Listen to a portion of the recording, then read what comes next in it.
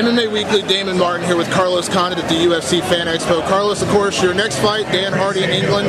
Talk to us about the fight and how excited you are to get back in there.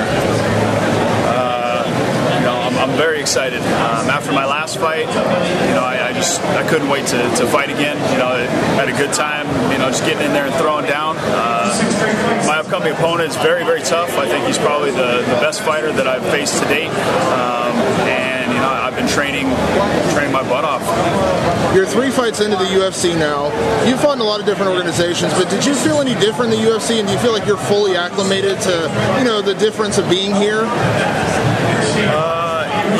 There's a difference, and I was fighting UFC vets for a long time in other organizations, but now that I'm actually in the UFC, the level of competition has definitely stepped up, and I've had to step up my game in order to compete. You've worked with a lot of great people in the past, but now that you're out of Greg Jackson's full time, the camp never stops growing. How much do you feel like that's going to add on to your game as you continue on in the UFC? There's a reason that everybody goes to Greg. He knows his shit. He's the man. I feel like I'm in great hands. This is probably the best training camp that I've had in my career, and I definitely think that it's going to show in the fight. Beyond the actual training, we saw what he did in the third round, going into the third round of your fight with Rory McDonald. How much does it mean to have a guy like that just knows the right things to say? It's huge, man. Sometimes you got to get a fire lit under your ass to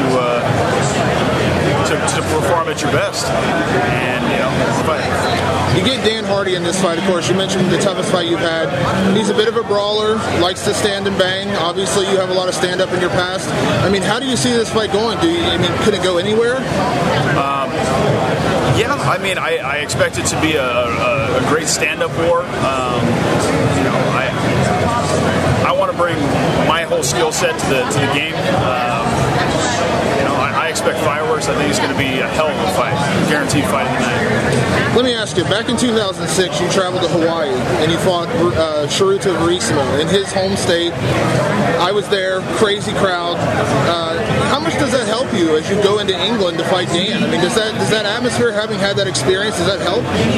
It does. I fought Verissimo in Hawaii. I fought a lot of Japanese people on their home turf. In my last fight, I fought Rory McDonald in Vancouver, which is pretty much his hometown.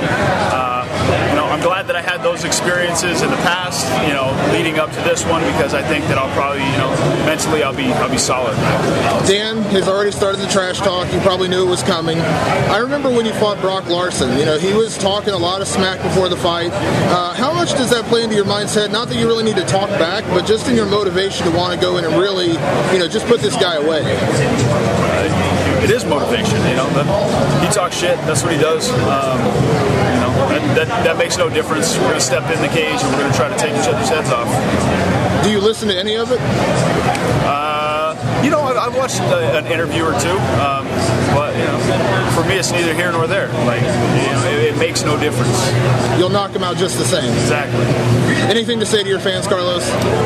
Thanks for the support. I'm glad that everybody appreciates my fighting style, and I hope to put on a great fight this next one for you guys. And with this one, how much closer do you feel like you are towards getting to the top of that welterweight division? It's definitely a step in the right direction.